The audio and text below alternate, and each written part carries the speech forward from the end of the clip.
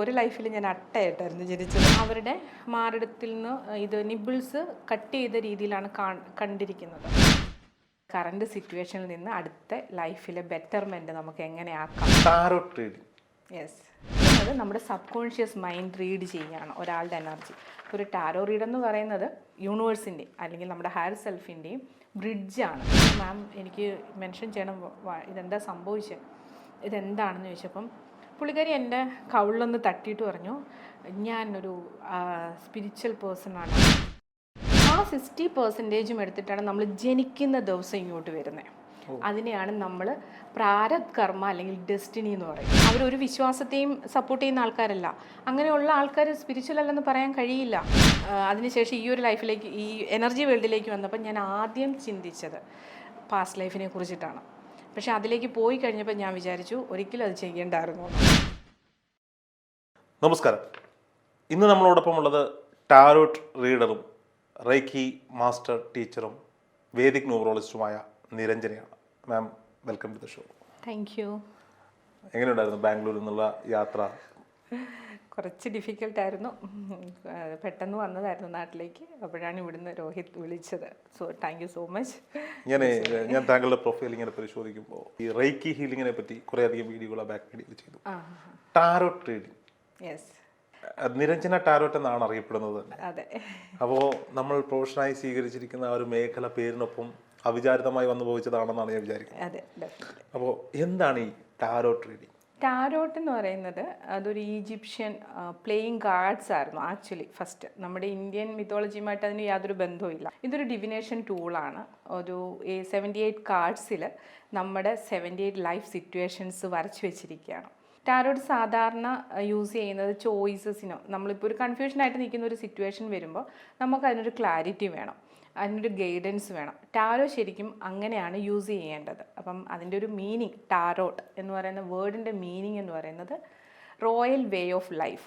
നമ്മുടെ കറണ്ട് സിറ്റുവേഷനിൽ നിന്ന് അടുത്ത ലൈഫിലെ ബെറ്റർമെൻറ്റ് നമുക്ക് എങ്ങനെ ആക്കാം എന്നാണ് കാർഡ്സ് വഴി നമ്മൾ പറയുന്നത്.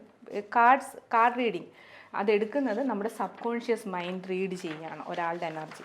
ഒരു ടാരോ റീഡ് എന്ന് പറയുന്നത് ക്ലയൻറ്റിൻ്റെയും യൂണിവേഴ്സിൻ്റെയും അല്ലെങ്കിൽ നമ്മുടെ ഹയർ സെൽഫിൻ്റെയും ബ്രിഡ്ജാണ്, കണക്ട് ചെയ്യുന്ന ഒരു ബ്രിഡ്ജാണ്. അപ്പോൾ അവരുടെ കൺഫ്യൂഷൻസ് മാറ്റി നമ്മൾ ഗൈഡൻസ് ചെയ്ത് അവരെ ഒരു ബെറ്റർ ലൈഫിലേക്ക്, അടുത്ത സ്റ്റെപ്പിലേക്ക് എത്തിക്കുന്നതാണ് ഒരു ടാരോ റീഡറിൻ്റെ. ഇപ്പോൾ ഞാൻ അറിയാൻ വേണ്ടി സിമ്പിളായിട്ട് ചോദിക്കണം. ഇപ്പോൾ എൻ്റെ ജീവിതത്തിൽ ഒരു പ്രതിസന്ധി ഘട്ടത്തിൽ ഞാൻ എൻ്റെ മുന്നിൽ 2 വഴികളുണ്ട്. ഒന്ന് എടുക്കാം, ഒന്ന് എടുക്കാതിരിക്കാം. പക്ഷെ ഇതിൽ ഏതെടുക്കണം എന്ന സംശയം എൻ്റെ മനസ്സിലുണ്ട്. ഞാൻ ഈ ടാരോട്ട് പ്രാക്ടീസ് ചെയ്യാൻ അല്ലെങ്കിൽ പ്രാക്ടീസ് ചെയ്യുന്ന നിങ്ങളെ സമീപിച്ച് എന്തായിരിക്കും നിങ്ങൾ ചെയ്യുക? അപ്പോൾ ആദ്യം നമ്മൾ അവരുമായിട്ട് എനർജി കണക്ഷൻ, ഒരു കോഡ് കണക്ഷൻ സൃഷ്ടിക്കും. അതിപ്പോൾ റേക്കി വഴിയായിരിക്കാം, അല്ലെങ്കിൽ പ്രാണി ഹീലിംഗ്, അല്ല അത് പഠിച്ചിട്ടുള്ള ആൾക്കാർക്ക് അതുവഴിയാണ് നമ്മൾ ചെയ്യുന്നത്. റേക്കി അതിൻ്റെ ഒരു മെത്തേഡ് മാത്രം. ഇപ്പം നേച്ചർ ഇൻഡിക്കേഷൻസ് എന്ന് പറയുന്നൊരു പാർട്ട് ഇതിലുണ്ട്. അപ്പം നേച്ചറുമായിട്ട് കണക്ട് ചെയ്യുക, അതായത് യൂണിവേഴ്സുമായിട്ട് കണക്ട് ചെയ്തിട്ടാണ് നമ്മൾ ആൻസേഴ്സ് പറയുന്നത്. അപ്പോൾ ഡെഫിനറ്റ്ലി രോഹിത് എൻ്റെ അടുത്ത് മുമ്പിൽ വന്ന് നിൽക്കുമ്പം ആദ്യം ചെയ്യുന്നത് ഏത് വഴി പോകുമെന്നല്ല, ഏത് വഴി പോകുമ്പോൾ ഏതാണ് അതിൻ്റെ റിസൾട്ട് എന്നാണ് നമുക്ക് കിട്ടുന്നത്. ഓക്കെ, ഇപ്പം പൂനെ പോയി കഴിഞ്ഞാൽ എന്തായിരിക്കും അവസ്ഥ, ഇപ്പം ചെന്നൈ പോയി കഴിഞ്ഞാൽ എന്തായിരിക്കും അവസ്ഥ, അപ്പോൾ ഇതിൽ ഏതിലാണ് ഏറ്റവും നല്ല അവസ്ഥയെന്ന് നമ്മൾ കണ്ടിട്ടല്ലേ അത് ചൂസ് ചെയ്യണം. അപ്പൊ അവിടെ ക്ലിയർ ആയി. അതായത് ഇന്നത് ചെയ്യൂ എന്ന് നമ്മൾ പറയുകയല്ല, 2 വഴിയിൽ പോയാൽ അതിന്റെ അനന്തരഫലം ഇത് ഇന്നതാണ് നമ്മൾ ഗൈഡൻസ് കൊടുക്കുക. പ്രെഡിക്ഷൻ അല്ല. ടാരോ ഒരിക്കലും പ്രെഡിക്റ്റീവ് എന്നല്ല നമ്മൾ പറയേണ്ടത്. ടാരോ ഞാൻ ഫസ്റ്റ് പറഞ്ഞ പോലെ ചോയ്സസ് ആൻഡ് ഗൈഡൻസ്. നമുക്ക് ചോയ്സ് ചെയ്യുമ്പോൾ അതിലേത് കറക്റ്റ് ചോയ്സ് ചെയ്യാൻ പറ്റും. അതുകൊണ്ടാണല്ലോ അതിനെ പറയുന്നത് റോയൽ വേ ഓഫ് ലൈഫ് എന്ന് പറയുന്നത്. അങ്ങനെയാണ്. അപ്പോൾ സ്വാഭാവികമായിട്ടും ഞാൻ ചോദിക്കട്ടെ, ഇപ്പോൾ ഞാനൊരു മരമില്ല് നടത്തുന്ന ബിസിനസ്സുകാരനാണ് നിൽക്കുക, ഒരു തടിമില്ല് സ്വാമിൽ നടത്തുന്ന ബിസിനസ്സുകാരനാണ് നിൽക്കുക. അപ്പോൾ ഞാൻ ഭയങ്കര സാമ്പത്തിക പ്രതിസന്ധിയിലാണ്. അതെ, ഈ തടിമില്ല് കാരണമാണ് എനിക്ക് സാമ്പത്തിക പ്രതിസന്ധി വന്നത് എന്നിരിക്കട്ടെ. എൻ്റെ മനസ്സിൽ 2 ചിന്തകളാണ്. ഇത് കാലങ്ങളായി ഞാൻ നടത്തിക്കൊണ്ടിരിക്കുന്ന ഒരു ബിസിനസ്സാണ്, ഇത് ഞാൻ നിർത്തിയാൽ പിന്നീട് ഞാൻ എന്ത് പണി ചെയ്യും, അല്ലെങ്കിൽ ഇത് തുടരണമോ? ഈ 2 ചോദ്യങ്ങൾ എൻ്റെ മനസ്സിലുണ്ടാകുന്ന ഒരു സിറ്റുവേഷനിലാണ് ഞാൻ നിൽക്കുന്നതെങ്കിൽ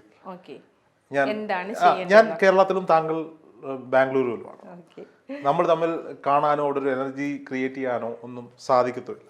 അപ്പോൾ എന്തായിരിക്കും, ഞാൻ നിരഞ്ജന മാമിനെ കോണ്ടാക്ട് ചെയ്താൽ ഓൺലൈനിലാണ് കോൺടാക്ട് ചെയ്യുന്നത്, നേരിട്ട് വരുന്നതാണോ ചോദിക്കേണ്ടത്? കൺസൾട്ടേഷനെ കുറിച്ച് രണ്ട് ചോദ്യങ്ങളാണ്. ഞാൻ അങ്ങനെ ഒരാളാണ് ഞാൻ താങ്കളെ സമീപിക്കുന്നതെങ്കിൽ എനിക്ക് ലക്ഷ്യം പണം ഉണ്ടാക്കുക എന്നതാണ്. എനിക്ക് പണം വേണം, അതിനൊരു മാർഗം വേണം. അങ്ങനെ പണം ഉണ്ടാക്കാൻ വേണ്ടി ഒരു ടാരോട്ട് പ്രാക്ടീസ് ചെയ്യാൻ ഞാൻ തീരുമാനിക്കുന്നു, ഒരാളെ കാണാൻ തീരുമാനിക്കുന്നു. ഞാൻ അതിൽ മാമിനെ ചൂസ് ചെയ്താൽ, ഞാൻ കേരളത്തിലിരുന്നുകൊണ്ട് താങ്കളുടെ ഒരു അപ്പോയിന്റ്മെന്റ് എടുത്താൽ താങ്കൾ എങ്ങനെയായിരിക്കും ട്രീറ്റ് ചെയ്യുക?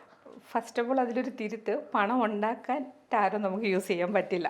അതുകൊണ്ട് അതിന് അങ്ങനെയല്ല അതിനെ പഠിക്കുന്ന ഗൈഡൻസിന് വേണ്ടിയിട്ട്. സെക്കൻഡ് എന്ന് പറഞ്ഞു കഴിയുമ്പം ഞാൻ ടാരോ വിത്ത് വേദിക് ന്യൂമറോളജിയും കൂടെ ചെയ്യുന്നുണ്ട്. കമ്പൈൻ ചെയ്ത് 2 hours കൺസൾട്ടേഷനാണ് ചെയ്യുന്നത്. അപ്പോൾ അതിനകത്ത് നമുക്ക് ഡീറ്റെയിൽഡ് ആയിട്ട് സ്റ്റഡി വരും. ഇപ്പം ഔട്ട്സൈഡ് അല്ലെങ്കിൽ ഇത് ടൈമിൻ്റെ പ്രശ്നമാണോ, അല്ലെങ്കിൽ ഇയാൾ ഇന്നത് ചെയ്ത് കഴിഞ്ഞാൽ എന്താവും ഇപ്പോഴത്തെ അവസ്ഥ, 2 മണിക്കൂർ 2 മണിക്കൂർ സംസാരിക്കും.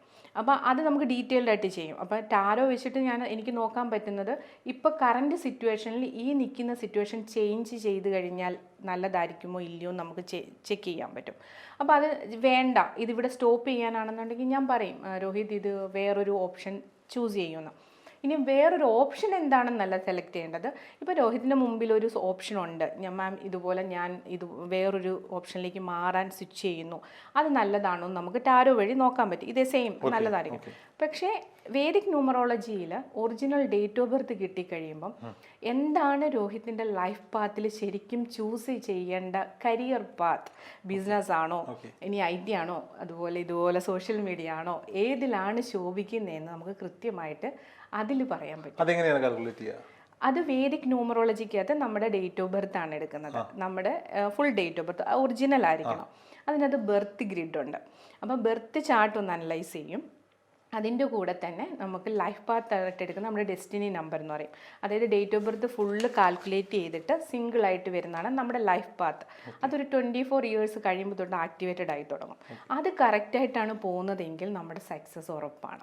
അത് കാൽക്കുലേറ്റ് ചെയ്യുന്നതിന് കുറേ സമയം എടുക്കുന്ന ഒരു പ്രോസസ്സാണോ? അല്ല, അതൊരു സോഫ്റ്റ്വെയറിലാണ് നമ്മൾ പഠിക്കുന്നത്. അത് എനർജി റീഡിംഗ് അല്ല. ടാരോ എന്ന് പറയുമ്പോൾ എനർജി റീഡിംഗ് ആണ്, ഒരാളുടെ എനർജി സബ് കോൺഷ്യസ്. അപ്പോൾ എൻ്റെ ചോദ്യം അവിടെയാണ് കണക്ട് ആവുന്നത്. ഈ കേരളത്തിലിരിക്കുന്ന ഞാൻ എങ്ങനെയാണ് ബാംഗ്ലൂരിലിരിക്കുന്ന മാമുമായിട്ട് എനർജി കണക്ട് ആക്കാൻ പറ്റുക? അതിനാണ് ഞാൻ പറഞ്ഞത് റേക്കി പോലുള്ള മെത്തേഡുകളുണ്ട് എന്ന്. അതിനു മുമ്പ് ടാരോ റീഡർ നിഷ്ഠ പാലിക്കേണ്ട കുറേ കാര്യങ്ങളുണ്ട്. ഓക്കെ, അതിൽ അവർ മെഡിറ്റേഷൻ പ്രാക്ടീസ് ചെയ്യണം. അതുപോലെ തന്നെ റേക്കി പോലുള്ള ടൂളുകൾ അവർ പഠിക്കണം. റേക്കി വെച്ചിട്ടാണ് എനർജി കണക്ട് ചെയ്യുന്നത്. അതെങ്ങനെയാണ് എനർജി കണക്ട് ചെയ്യാൻ പറ്റുക? നമ്മളതിനൊരു ഹീലിംഗ് പ്രോസസ്സാണ്, ഹീലിംഗ് മെത്തേഡാണ്. റേക്കി കണക്ട് ചെയ്യാനെ കൊണ്ട് ഒരു ഗുരുവിൻ്റെ കീഴിൽ നിന്ന് നമ്മളൊരു അറ്റ്യൂൺമെൻറ്റ് എടുക്കണം. ഈ പറയുന്ന പോലെ എനിക്കും രോഹിത്തിനും ഒക്കെ ആ കഴിവുണ്ട്, പക്ഷേ ചിലർ അതിലേക്ക് എത്തിപ്പെടുന്നില്ല. അപ്പോൾ ഒരു ഗുരുവിൻ്റെ കീഴിൽ നിന്ന് നമ്മൾ ഈ പറയത്തില്ല ആൻറ്റിന മാറി അങ്ങോട്ടും ഇങ്ങോട്ടും കിടക്കുമ്പോൾ സിഗ്നൽ കിട്ടാതിരിക്കുന്ന ഒരു അവസ്ഥ ഉണ്ടല്ലോ. ഇതൊരു ഗുരുവിലൂടെ നമ്മൾ അറ്റ്യൂൺമെൻറ്റ് ചെയ്യുമ്പോൾ നമ്മുടെ ആ ചക്രാസിനെ ബാലൻസ് ചെയ്ത് നമ്മൾ എനർജി കണക്റ്റഡ് ആവും യൂണിവേഴ്സുമായിട്ട്. അപ്പോൾ അങ്ങനെ കണക്ട് ചെയ്ത് കഴിയുമ്പോൾ അതിനകത്ത് റേക്കിക്കകത്ത് ഞാൻ പ്രാക്ടീസ് ചെയ്യുന്ന റേക്കിയാണ്. റേക്കിക്കകത്ത് സിമ്പിൾസ് ഉണ്ട്. അപ്പോൾ ആ സിമ്പിൾസ് വെച്ചിട്ട് നമുക്ക് കണക്ട് ചെയ്യാൻ പറ്റും. സിമ്പിൾസ് വെച്ചിട്ട് കണക്ട് ചെയ്തിട്ട് അത് വെച്ചിട്ടാണ് എനർജി റീഡ് ചെയ്യുന്നത്. ഇപ്പം രോഹിത് ചോദിച്ചാൽ എനിക്ക് ക്ലയൻസ്, ഞാൻ ഓൺലൈൻ പ്ലാറ്റ്ഫോമിൽ വർക്ക് ചെയ്യുന്ന ആളാണ്. എൻ്റെ ക്ലയൻസ് കാനഡയിൽ നിന്നും UK നിന്നും US നിന്നും ഒക്കെ ഇപ്പോഴും 3 months ആയിട്ട് വെയിറ്റ് ചെയ്തിരിക്കുന്നവരുണ്ട്. ഗോഡ് ഗ്രേസ് എനിക്കത് ചെയ്യാൻ പറ്റുന്നുണ്ട്. അപ്പോൾ അങ്ങനെ എനർജി കണക്ഷൻ. ഇപ്പം ചോദിച്ചില്ലേ വൈഫൈ എങ്ങനെ നമ്മൾ കണക്ട് ചെയ്യുന്നത്, അറ്റുണ്ട് നമുക്ക് എവിടെ ഇരുന്നാലും അതൊരു സർക്കിളിൽ കണക്ട് ചെയ്യാൻ പറ്റും. പക്ഷേ എനർജി എന്ന് വെച്ച് കഴിഞ്ഞാൽ ഇത് മൈൻഡും കൂടിയാണ്. മൈൻഡും എനർജിയും കൂടെ കണക്റ്റഡ് ആണ്. പക്ഷെ ഓപ്പൺഡ് ആയിരിക്കണം. ഓപ്പോസിറ്റ് ഇരിക്കുന്ന ആൾ ഓപ്പൺഡ് ആണെങ്കിൽ മാത്രമേ, അവർ വില്ലിംഗ് ആണെങ്കിൽ മാത്രമേ നമുക്കത് നിർബന്ധിച്ച് സ്കാമിങ് ബേസിക്കലി ഞാൻ ചെയ്യാറില്ല. എൻ്റെ അടുത്ത് വന്നിട്ട് വേറൊരാളുടെ കാര്യം അറിയണമെന്ന് പറയുമ്പോൾ ഞാൻ ചെയ്യാറില്ല. അത് തെറ്റാണെന്ന് ഞാൻ ചോദിച്ചത്. കഴിഞ്ഞ ദിവസം എനിക്കൊരു ഫോൺ കോൾ വരിക, ഒരു പെൺകുട്ടി എന്നെ വിളിച്ചിട്ട് അവളുടെ ഹസ്ബൻഡുമായി കുറച്ച് റിലേഷൻഷിപ്പ് ഇഷ്യൂസ് 3 വർഷമായി അവർ പിരിഞ്ഞ് താമസിക്കുന്നു. ഭർത്താവ് അറിയാതെ അതൊന്ന് കറക്റ്റ് ചെയ്യാൻ എന്തെങ്കിലും മാർഗമുണ്ടോ എന്ന് ഞാൻ ചോദിക്കും. കുട്ടിയുടെ സംശയമുണ്ട്. അപ്പോൾ ഞാനത് ചോദിക്കണം. ഇപ്പോൾ സ്വാഭാവികമായിട്ടും അയാളുടെ മുന്നോട്ടുള്ള സാമ്പത്തിക പ്രശ്നങ്ങളാകാം, മാനസിക പ്രശ്നങ്ങളാകാം. അപ്പോൾ ഈ പെൺകുട്ടി ഒരു തേർഡ് പേഴ്സണിന് വേണ്ടി ഈ കാർഡ് റീഡ് ചെയ്യാൻ വിളിച്ചാൽ നമുക്കത് ചെയ്യാൻ പറ്റുമോ? തേർഡ് പേഴ്സൺ എങ്ങനെ? ഹസ്ബൻഡ് തേർഡ് പേഴ്സൺ ആവുന്നില്ലല്ലോ. ഞാൻ തേർഡ് പേഴ്സൺ എന്ന് ഉദ്ദേശിച്ചത് ഇപ്പോൾ 2 ഹസ്ബൻഡ് വൈഫ് അല്ലെങ്കിൽ ഫ്രണ്ട് വേറൊരാളുടെ, അതായത് ഇവരുമായിട്ട് യാതൊരു കണക്ഷനും ഇല്ലാത്ത ഒരാളുടെ റീഡിങ് ചെയ്യുന്നേ നമുക്ക് ആവശ്യമില്ല. ഹസ്ബൻഡ് എന്ന് പറയുമ്പോൾ ആ കുട്ടിയുടെ തന്നെ ലൈഫാണ്, ജീവിതമാണ്. അപ്പം ഞാൻ കപ്പിൾ റീഡിങ് ചെയ്യാറുണ്ട്. അപ്പം ചിലപ്പം ഹസ്ബൻഡോ വൈഫ് ആരും ആയിക്കോട്ടെ, അവൾ എന്നെ മനസ്സിലാക്കുന്നില്ല. ഏറ്റവും കൂടുതൽ ആൾക്കാരുടെ പ്രശ്നം എന്ന് വെച്ചിട്ടുണ്ടെങ്കിൽ നമ്മളെ കേൾക്കാൻ ഒരാളില്ലാത്തതാണ് ഞാൻ മനസ്സിലാക്കിയത്. അപ്പോൾ ഹസ്ബൻഡ് വന്നിട്ട് പറയും അവളെന്നെ മനസ്സിലാക്കുന്നില്ല, അല്ലെങ്കിൽ കുട്ടി വന്നിട്ട് പറയും ഹസ്ബൻഡ് മനസ്സിലാക്കുന്നില്ല. ഈ പറയുന്ന പോലെ എനിക്ക് ഏറ്റവും കൂടുതൽ ഹെൽപ്പായിട്ടുള്ള ആ കാര്യത്തിൽ വേദിക് ന്യൂമറോളജിയാണ്. ടൈം നോക്കി അല്ലെങ്കിൽ അവർ പോകുന്നൊരു മാനസികാവസ്ഥ. ഇപ്പോൾ വേദിക് ന്യൂമറോളജിക്കകത്തും ടാരോട്സിനകത്ത് നമ്മൾ സിറ്റുവേഷൻസ് നമ്മളെ കാണിച്ചു തരുമ്പം നമുക്ക് ഗൈഡ് ചെയ്യാൻ പറ്റും. ഞാൻ പ്രഡിക്ഷൻ അല്ല ചെയ്യുന്നത്, ഞാൻ ഗൈഡൻസ് ആണ് ചെയ്യുന്നത്. അപ്പോൾ ഇപ്പോൾ വരുന്ന ആൾ ഓപ്പോസിറ്റ് നിൽക്കുന്ന ആളെ മനസ്സിലാക്കാൻ കഴിഞ്ഞാൽ ഈ സിറ്റുവേഷനാണ്, ചിലപ്പോൾ അവർ ഓപ്പണായിട്ട് പറയണുണ്ടാവില്ല. ഒരുപാട് കേസുകൾ അങ്ങനെ മാറ്റിയിട്ടുണ്ട്. അവർ ഹാപ്പി ആയിട്ടെന്ന് വെച്ചാൽ തമ്മിലൊരു അണ്ടർസ്റ്റാൻഡിങ് നടന്നു കഴിയുമ്പോൾ തന്നെ പകുതി പ്രശ്നങ്ങളും മാറും.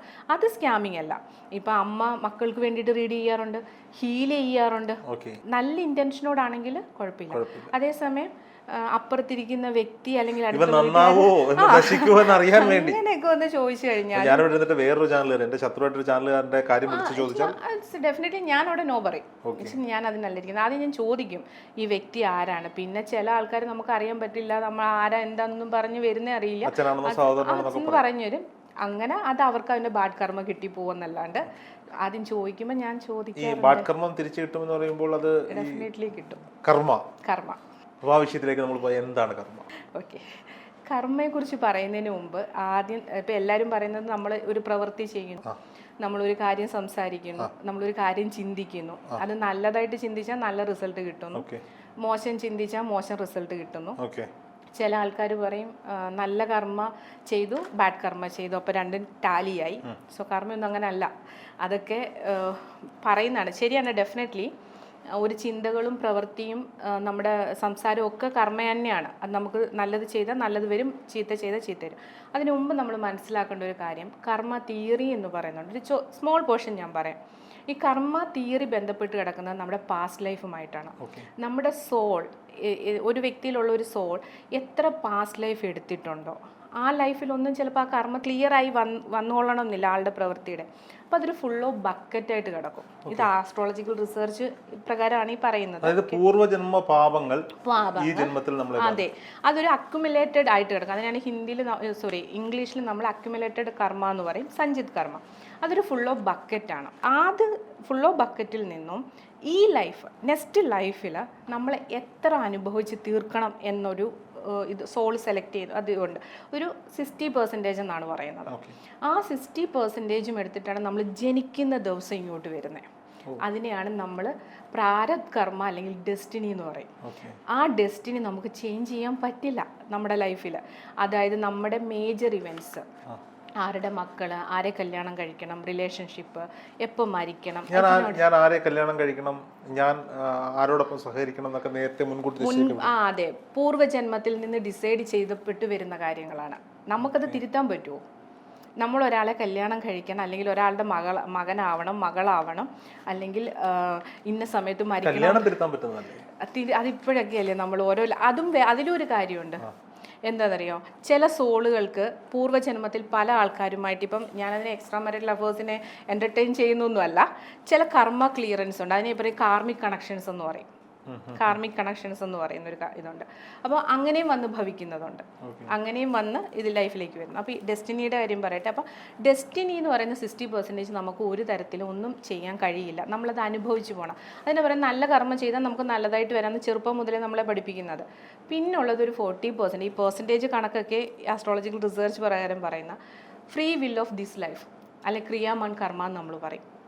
ഈ ഫ്രീ വിൽ ഓഫ് ദിസ് ലൈഫിലാണ് നമുക്ക് എന്തും ചെയ്യാൻ പറ്റുന്നത്. അതായത് നമ്മൾ ഈ ലൈഫിൽ ജീവിച്ചു, അല്ലെ ജനിച്ചു, പാസ്റ്റ് ലൈഫിൽ നിന്ന് കുറച്ച് കർമ്മം എടുത്തുകൊണ്ട് വന്നു, അത് അനുഭവിച്ച് പോവല്ലോ. ഈ ലൈഫിൽ നമ്മൾ ചില കാര്യങ്ങൾ ചെയ്യുന്നുണ്ടല്ലോ.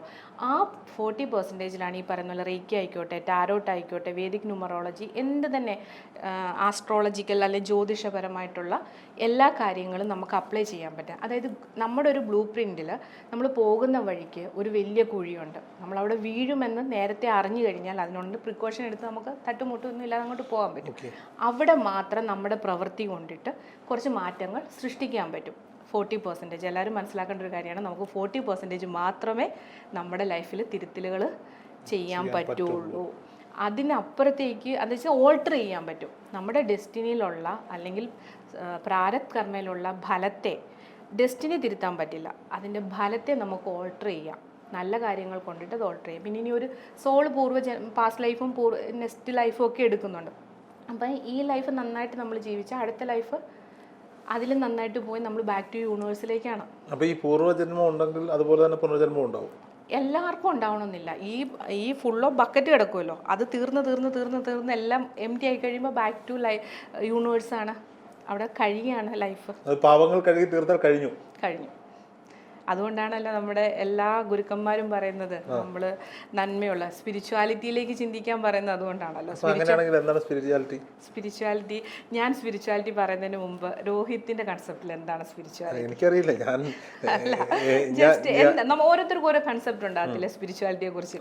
എനിക്ക് അങ്ങനെ പ്രത്യേകിച്ച് ഒരു കൺസെപ്റ്റ് സ്പിരിച്വാലിറ്റി. ഞാൻ ഇതുപോലെ ഇരുന്ന് ഒരുപാട് പേര് പറയുന്ന വാദങ്ങൾ കേട്ടുകൊണ്ടിരിക്കുക. ഞാൻ കൺഫ്യൂസ്ഡ് ആണ്, ഇതിലേതാണ് ഒറിജിനൽ സ്പിരിച്വാലിറ്റി. എല്ലാവർക്കും അവരവരുടേതായ സ്പിരിച്വാലിറ്റി അല്ലെങ്കിൽ എന്തെങ്കിലും ഒരു ചിന്ത ഉണ്ടായിരിക്കുമല്ലോ, നമുക്കൊരു കൺസെപ്റ്റ് ഉണ്ടായിരിക്കുമല്ലോ. എനിക്കൊരു പ്രായം വരെ, ഒരു ബിഫോർ 30 വരെയൊക്കെ എൻ്റെ ഒരു സ്പിരിച്വാലിറ്റി എന്ന് പറയുന്നത്, നമ്മൾ രാവിലെ എഴുന്നേറ്റ് മെഡിറ്റേഷൻ ചെയ്യുന്നു, അമ്പലത്തിൽ പോകുന്നു, പ്രാർത്ഥിക്കുന്നു, അതിനൊരു ഡ്രസ് കോഡ് വേണം, അല്ലെങ്കിൽ ഒരു ഗ്രൂപ്പ് ഓഫ് ആൾക്കാർ ചെയ്യുന്നതാണ്, ഫാമിലി ലൈഫ് പാടില്ല, അല്ലെങ്കിൽ ഫുഡ് പാറ്റേൺസ് കുറച്ച് ഡിഫറൻസ് ഉണ്ട്. അങ്ങനെയൊക്കെ ചെറുപ്പം മുതൽ ഫ്രീ ഫിക്സ്ഡ് ആയിട്ടുള്ള കുറച്ച് കാര്യങ്ങൾ വരുന്നതാണ് സ്പിരിച്വാലിറ്റിന്ന് ഫോളോ ചെയ്തും വിശ്വസിച്ചും പോകുന്ന ആളാണ്.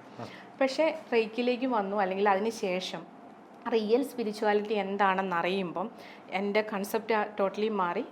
ഞാനൊരു കോട്ട് എഴുതിയത് spirituality the reality of myth എന്നാണ്. അതെങ്ങനെയാണെന്ന് വെച്ച് കഴിഞ്ഞാൽ, സ്പിരിച്വൽ എന്ന് പറയുന്ന റിലീജിയസുമായിട്ടും അല്ലെങ്കിൽ ഒരു കാര്യമായിട്ടും ബന്ധമില്ല. അതായത് ഒരു റിലീജിയസ് ആണെങ്കിൽ മാത്രമേ സ്പിരിച്വൽ ആവണമെന്നല്ല. നമ്മൾ ബി കൈൻഡ്, ഏറ്റവും പ്യുവർ ഹാർട്ടഡ് ആയിട്ടിരുന്നാൽ മാത്രം മതി. ആ ഒരു വ്യക്തി എത്തിസ്റ്റ് ആണെങ്കിൽ പോലും അവൻ സ്പിരിച്വലാണ്.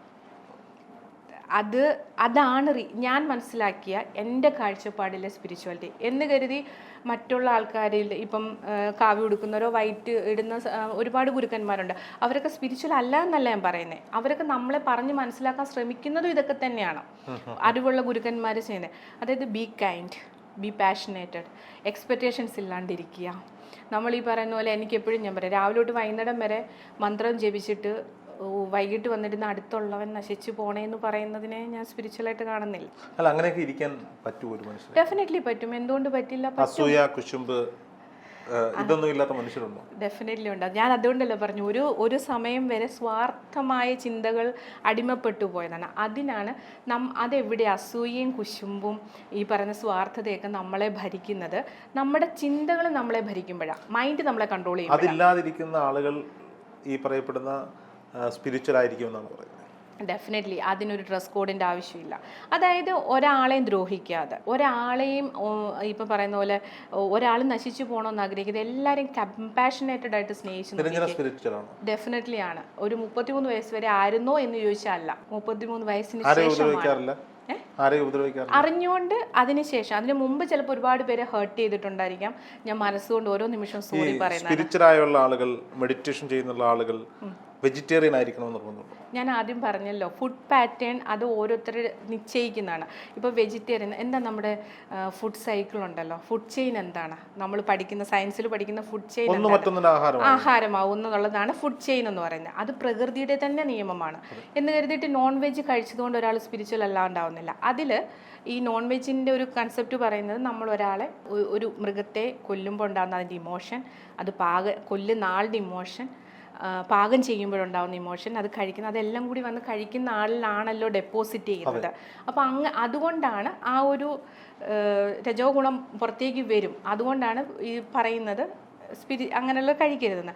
എന്ന് കരുതി ഞാൻ റേക്കി പഠിപ്പിക്കുന്ന ടീച്ചറാണ്. റീഇൻവെൻറ്റ് ചെയ്തിരിക്കുന്നത് ജപ്പാനിലും അതിൻ്റെ റിസർച്ചുകൾ നടത്തുന്നത് US-ലും UK-ലുമാണ്. അവിടെയുള്ളവരുടെ കാലാവസ്ഥയ്ക്കും അവരുടെയുള്ള ജീവിതശൈലിക്കും മീറ്റ് ആവശ്യമാണ്.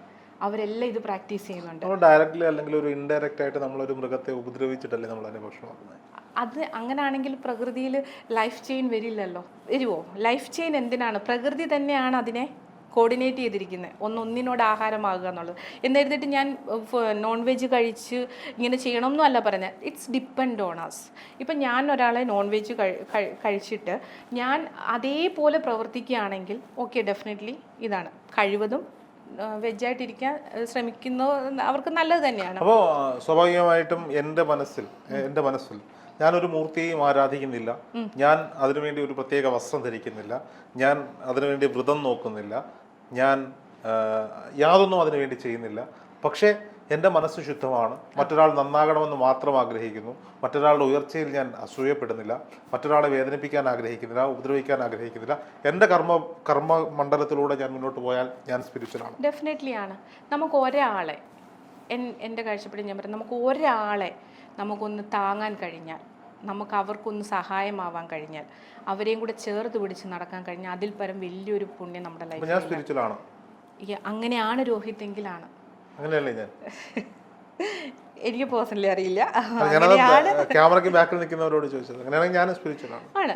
ഇയാൾ ആരെയും വേറൊരു പ്രവൃത്തി മാത്രമല്ല, മനസ്സുകൊണ്ടും പ്രവൃത്തി കൊണ്ടും ഇയാൾ ആർക്കും ഉപദ്രവം ചെയ്യുന്നില്ല. ഇനിയിപ്പോൾ ഉപകാരം ചെയ്തില്ലെങ്കിലും ഉപദ്രവം ചെയ്യുന്നില്ല. ഇയാളുടെ പാട് നോക്കി നിൽക്കുകയാണെന്നുണ്ടെങ്കിൽ സ്പിരിച്വലാണ്. ഞാൻ എന്താ പറയുക, എത്തിസ്റ്റ് അമ്പലത്തിൽ പോകുന്നുണ്ട്, അവർ ഫ്രീ തിങ്കേഴ്സാണ്. അവരൊരു വിശ്വാസത്തെയും സപ്പോർട്ട് ചെയ്യുന്ന ആൾക്കാരല്ല. അങ്ങനെയുള്ള ആൾക്കാർ സ്പിരിച്വൽ അല്ലെന്ന് പറയാൻ കഴിയില്ല. ഞാൻ എൻ്റെ കാഴ്ചപ്പാട് കേട്ടോ പറയുന്നത്.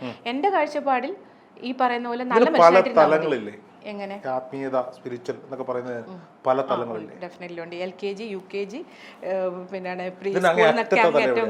സ്റ്റിൽനെസ്. എൻ്റെ ലൈഫിൽ എനിക്ക് അരമണിക്കൂർ അനുഭവിക്കാൻ പറ്റിയൊരു അവസ്ഥയാണ് സ്റ്റിൽനെസ്. അതിനുശേഷം പറ്റിയിട്ടില്ല. ഓക്കെ, ഞാൻ റേക്കിയുടെ ടീച്ചർഷിപ്പ് എടുത്ത് വന്നിട്ട് ഒരു ഭയങ്കരമായിട്ട് ഹെൽത്തൊക്കെ കുറച്ച് കോംപ്ലിക്കേറ്റഡ് ആയിട്ടാണ് വന്നത്. അപ്പം വന്ന് അവിടെ ഇരുന്നു. കുറച്ച് എന്താ സംഭവിക്കുന്നതെന്ന് എനിക്കറിയില്ല, കാരണം എല്ലാം ബ്ലാങ്കാണ്. ഞാൻ നോക്കുന്നിടത്തെല്ലാം കറുപ്പാണ്. കുറച്ച് നേരം കിടക്കണമെന്ന് തോന്നിക്കഴിഞ്ഞ് കിടന്നു കഴിഞ്ഞപ്പോഴേക്കും എൻ്റെ ബോഡി, എൻ്റെ മനസ്സ് ഒന്നുമില്ല അവിടെ. എൻ്റെ ഇമോഷൻസ് കട്ടായി. എന്നോട് ചോദിച്ചില്ലേ നിരഞ്ജന സ്പിരിച്വൽ ആയോ എന്ന് ചോദിച്ചാൽ, അവിടെയാണ് എൻ്റെ ഈഗോ കട്ടായി. ഈഗോ ഉണ്ടാവും ഏതൊരു മനുഷ്യന്. ഈഗോ ഞാനായിട്ട് ചെയ്തതല്ല. ഇപ്പം എനിക്ക് ഈഗോ ആവണ്ടെന്ന് എഴുതിയിട്ട് ഞാനൊന്നും ചെയ്തതല്ല. എൻ്റെ ഈഗോ എന്നിൽ നിന്ന് പോയി. പിന്നീടാണ് ഞാനതൊക്കെ തിരിച്ചറിയുന്നത്. സ്വാർത്ഥത പോയി. എൻ്റെ പേരൻസ് എല്ലാവരോടുമുള്ള ഡിറ്റാച്ച്മെൻ്റ് ആയി. ഇപ്പം എന്ന് വെച്ചാൽ പേരൻസിനെ വേണ്ട എന്നല്ല, ഒരു റിയലൈസേഷൻ. സോളെല്ലാം ഇൻഡിവിജ്വലാണ് എന്നുള്ളൊരു ഇത്. അത് കഴിഞ്ഞിട്ട് കാണുന്നത് സോൾ മാത്രമേ ഉള്ളൂ. സ്റ്റിൽനെസ് അത് എക്സ്പീരിയൻസ് ചെയ്യണം. ഞാനിപ്പോൾ എത്ര എക്സ്പ്ലെയിൻ ചെയ്താലും അത് മനസ്സിലാക്കാൻ കഴിയില്ല. അതിനെയാണ് പണ്ടുള്ള ഗുരുക്കന്മാർ പരമാനന്ദം എന്നൊക്കെ പറയുക. പരമാനന്ദം ലഭിച്ചു. അരമണിക്കൂർ ഐ ഫീൽ പിന്നീടില്ലെന്ന് വെച്ചിട്ടുണ്ടെങ്കിൽ ആ തോട്ട്സ് എന്നെ ഭരിക്കാൻ തുടങ്ങി. എൻ്റെ അച്ഛൻ, അമ്മ, കുടുംബം, അല്ലെങ്കിൽ ഫാമിലി ലൈഫ്, എൻ്റെ റെസ്പോൺസിബിലിറ്റീസ് എന്നെ ഭരിക്കാൻ തുടങ്ങി. സോ എനിക്ക് ബാക്ക് ടു നോർമൽ അതിലേക്ക് വന്നു. ഇപ്പം ഒരു പരമാനന്ദത്തിലെത്തുന്ന ഒരാൾ അത് അനുഭവിച്ചു കഴിഞ്ഞാൽ പിന്നീട് ഇതെല്ലാം വിട്ടുപോകും നമ്മൾ പറയില്ലേ. ബേസിക്കലി ഒരു പേഴ്സൺ, ഞാനെന്ന പേഴ്സൺ ഇത് തൊട്ടറിഞ്ഞ് വിശ്വസിക്കുന്ന ഒരാളാണ്. എന്തൊരു കാര്യം, ഇത് മാത്രമെന്നല്ല, എന്തുണ്ടെങ്കിലും അതിനെ സെൽഫ് എക്സ്പീരിയൻസ് ചെയ്യണം. അന്ന് അരമണിക്കൂർ ഞാൻ അനുഭവിച്ചൊരു സുഖമുണ്ട്. ഈ സോൾ അല്ലെങ്കിൽ ഇതെല്ലാം ഡിറ്റാച്ച്ഡ് ആയി. ലോകത്തിൽ നിന്ന് തന്നെ നമുക്ക് ഒന്നും വേണ്ട എന്നുള്ളൊരവസ്ഥ വരും. ഇമോഷൻസ് കട്ടാവും. ചിന്തിക്കാൻ പറ്റുമോ? സങ്കടമില്ല, ഗ്രീഡിനെസ് ഇല്ല, ഒരു ഫുൾ കണ്ടെയ്ൻമെന്റ് എന്ന് പറയുമ്പോൾ അതൊരു വളരെ മോശം അവസ്ഥയായിരിക്കില്ലേ? ഇല്ല, അത് അനുഭവിക്കാത്തവർക്ക് അത് മോശമാണ്. അനുഭവിച്ചവർക്ക് അതിൽ പരം ഒരു സന്തോഷം. വികാരങ്ങൾ വെച്ചിട്ട് അതൊരു സന്തോഷമാണ്. ആത്മനിർവൃതി എന്നൊക്കെ പറയില്ലേ. പക്ഷെ അങ്ങനെ അതിലേക്ക് നമ്മൾ ഹ്യൂമനായിട്ട് ജനിച്ചു. ഞാനൊരു മകളാണ്, ഞാനൊരു സിസ്റ്ററാണ്. അങ്ങനെ എൻ്റെ ലൈഫിൽ എനിക്ക് ഒരുപാട് റെസ്പോൺസിബിലിറ്റീസ് ഉണ്ട്. അപ്പം ഞാൻ അതും അതിൽ നിന്ന് കഴിഞ്ഞാൽ എൻ്റെ റെസ്പോൺസിബിലിറ്റീസ് എനിക്ക് അവിടെ ബാരിയറായിട്ട് വന്നു. So I back to. വേറൊരു കാര്യം കൂടി പറയാം. സ്പിരിച്വാലിറ്റിയാണ് മറ്റെന്തിനേക്കാളും വലിയ അഡിക്ഷൻ. ആരെങ്കിലും പറഞ്ഞിട്ടുണ്ടോ അത്? കള്ളിനേക്കാളും കഞ്ചാവിനേക്കാളും മറ്റെന്തിനേക്കാളും വലിയൊരു അഡിക്ഷൻ എന്ന് പറയുന്നത് സ്പിരിച്വാലിറ്റിയാണ്. അഡിക്റ്റഡ് ആണോ? ഞാൻ അഡിക്റ്റഡ് അല്ല, അഡിക്ഷൻ അല്ല എനിക്ക്. അപ്പോൾ നിങ്ങൾ ഈ പറയപ്പെടുന്ന അല്ല, സ്പിരിച്വാലിറ്റിയിൽ ആ പറയുന്ന കണ്ടെയ്ൻമെൻറ്റിൽ ഞാൻ അഡിക്റ്റ് അല്ല. കാരണം എനിക്ക് റെസ്പോൺസിബിലിറ്റീസ് ഉണ്ട്. ഇപ്പം ഞാൻ അതിൽ നിന്ന് റെസ്പോൺസിബിലിറ്റീസിൽ നിന്ന് ഒളിച്ചോടിയാൽ എൻ്റെ റെസ്പോൺസിബിലിറ്റി, എനിക്ക് ഫിസിക്കൽ ബോഡിക്ക് റെസ്പോൺസിബിലിറ്റി ഇല്ലേ, ചെയ്യേണ്ട കാര്യങ്ങളില്ലേ. എനിക്ക് പിന്നീട് വരുമ്പോൾ ആര് നോക്കാം, അല്ലെങ്കിൽ എന്നെ തന്നെ ഞാൻ തന്നെ നോക്കാം. അങ്ങനെ ഒരു സിറ്റുവേഷൻ. സ്പിരിച്വൽ ആകാൻ പറ്റില്ലല്ലോ. ഞാൻ എന്താ സ്പിരിച്വാലിറ്റിയെ കുറിച്ച് പറഞ്ഞേ ആദ്യം? എന്താണ് സ്പിരിച്വൽ പേഴ്സൺ പറയേ? ഇതല്ലല്ലോ ഞാൻ പറഞ്ഞ സ്പിരിച്വാലിറ്റി. സ്പിരിച്വൽ ഒരു പേഴ്സൺ സ്പിരിച്വൽ നോർമൽ ആൾക്ക് കല്യാണം കഴിഞ്ഞ് കുട്ടികളായിട്ടിരിക്കുന്ന ഒരാൾക്ക് സ്പിരിച്വൽ ആവാം. ഞാൻ പറഞ്ഞത് പരമാനന്ദത്തിനെ കുറിച്ച് നിർവൃതിയെ കുറിച്ചിട്ടുമാണ്. ഏതൊരു സംഭവമായാലും തൊട്ടറിഞ്ഞാൽ മാത്രമേ വിശ്വസിക്കുള്ളൂ എന്ന് പറഞ്ഞു. ഏതൊരു കാര്യമാണെങ്കിലും അത് സ്പിരിച്വാലിറ്റി മാത്രമല്ല. ഇപ്പം എൻ്റെ അതിലെനിക്ക് നല്ലതും ചീത്തയും വന്നിട്ടുണ്ട്. നല്ല കാര്യങ്ങൾ സംബന്ധിച്ച് ഇപ്പോൾ ഒരാൾ നിന്നെ ബാക്ക് സ്റ്റാബ് ചെയ്യുന്നു അല്ലെങ്കിൽ നിന്നെ മോശമായിട്ട് പറയുന്നുണ്ടെങ്കിൽ അത് എനിക്ക് അനുഭവിക്കാത്തിടത്തോളം കാലം ഞാനത് വിശ്വസിക്കില്ല. കാരണം എന്നോട് അങ്ങനെയല്ല. ഇപ്പോൾ ഈ പൂർവ്വജന്മത്തെ പറ്റിയൊക്കെ അങ്ങനെയാണെങ്കിൽ ആത്മാക്കൾക്ക് മോക്ഷം ലഭിക്കാതെ അടുത്ത ജന്മത്തിൽ വീണ്ടും ജനിക്കും. ആത്മാക്കൾക്ക് മോക്ഷം, സോളിന് ഓക്കെ വീണ്ടും അടുത്ത ജന്മത്തിൽ ജനിക്കും. സോൾ കഴിഞ്ഞ ജന്മത്തിൽ അവർ ചെയ്ത പാപങ്ങൾ ഈ ജന്മത്തിൽ അനുഭവിച്ചു തീർക്കണം പറഞ്ഞതല്ലേ? അതെ അതെ അതെ പറഞ്ഞു തരുന്നത്. അപ്പോൾ ഈ ആത്മാവ് എന്ന് പറയുന്നൊരു കൺസെപ്റ്റ് അതുണ്ടോ? ആത്മാവ് ഇൻ ദ സെൻസ് പ്രേതം എന്നാണോ ഉദ്ദേശിച്ചത്, അത് സോൾ എന്നാണോ? ഞാനതിനെ എനർജി ആയിട്ടാണ് കാണുന്നത്. എനർജി എന്നോ സോൾ എന്നോ പ്രേതമെന്നോ എന്ത് പേരിട്ടും വിളിക്കും. അതെ അതെ, നമ്മൾ പാസ്റ്റ് ലൈഫിൽ നിന്ന് നമ്മളിപ്പോൾ ഓരോ ലൈഫ് എടുക്കുന്നതും അതിൻ്റെ പാസ്റ്റ് ലൈഫിൽ നിന്നുള്ള കർമ്മ ക്ലിയർ ചെയ്യാൻ തന്നെയാണ്. അത് ഞാൻ എക്സ്പീരിയൻസ് ചെയ്യുന്നുണ്ട്. അത് എക്സ്പീരിയൻസ് ഞാൻ ചെയ്തത് എൻ്റെ പാസ്റ്റ് ലൈഫ് ഞാൻ തന്നെ കാണാൻ തുടങ്ങിയപ്പോഴാണ്. ചോദ്യം നിരഞ്ജന കഴിഞ്ഞ ജന്മത്തിൽ ആരായിരുന്നു എന്ന് നിരഞ്ജനയ്ക്ക് മനസ്സിലാക്കാൻ പറ്റിയിട്ടുണ്ട്? എൻ്റെ ഒരു 3-4 ലൈഫിലൊക്കെ ഞാൻ പോയി കണ്ടിട്ടുണ്ട്. പാസ്റ്റ് ലൈഫ് ഞാൻ റീഡ് ചെയ്തതിന് ശേഷം രണ്ടും നമുക്ക് ചെയ്യാൻ പറ്റും. ടാരോ കാർഡ്സ് വെച്ചിട്ടും ചെയ്യാൻ പറ്റും, മെഡിറ്റേഷനിലും ചെയ്യും. ഞാനൊരു 6ാം ക്ലാസ് തൊട്ടിട്ട്, ഇത് എൻ്റെ ഫാമിലിയിലൊന്നും അത്ര അറിയില്ല, ഒരു 6ാം ക്ലാസ് തൊട്ടിട്ട് എനിക്കൊരു ഫീൽ ഉണ്ടായിരുന്നു, ഐ ബോൺ ഫോർ സംതിങ്, അല്ലെങ്കിൽ എന്തോ ഒരു കാര്യം ഞാൻ ചെയ്യാൻ പോകുന്നു, അല്ലെങ്കിൽ ഞാൻ പാസ്റ്റ് ലൈഫിൽ എവിടെയായിരുന്നു എന്നൊക്കെ ഞാൻ ഇങ്ങനെ തിങ്ക് ചെയ്യുമായിരുന്നു. അതിനുശേഷം ഈ ഒരു ലൈഫിലേക്ക്, ഈ എനർജി വേൾഡിലേക്ക് വന്നപ്പോൾ ഞാൻ ആദ്യം ചിന്തിച്ചത് പാസ്റ്റ് ലൈഫിനെ കുറിച്ചിട്ടാണ്.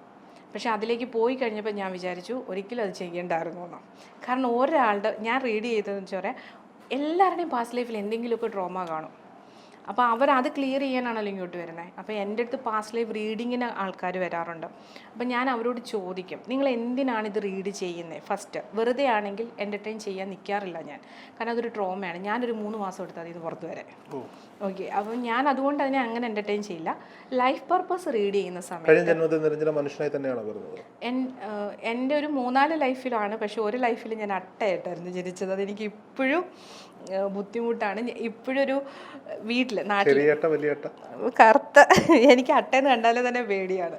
പേടി ഇൻ ദ സെൻസ് അതിനോട് എന്തോ ഒരു ഇതാ. ഇപ്പോഴും വീട്ടിൽ ഇരിക്കുമ്പോൾ പറഞ്ഞാൽ കോമഡി ആയിട്ടോ അല്ലെങ്കിൽ ഇതായിട്ടൊക്കെ തോന്നും. ഞാൻ എൻ്റെ വീട്ടിൽ നാട്ടിൽ, ബാംഗ്ലൂരൊന്നും അങ്ങനെ കണ്ടിട്ടില്ല, ഇവിടെ നാട്ടിൽ വരുന്ന സമയത്ത് എൻ്റെ ബെഡ്റൂമിൽ ഞാൻ ഇരിക്കുന്നിടത്ത് ഇത് കഴിഞ്ഞ് വരാറുണ്ട്.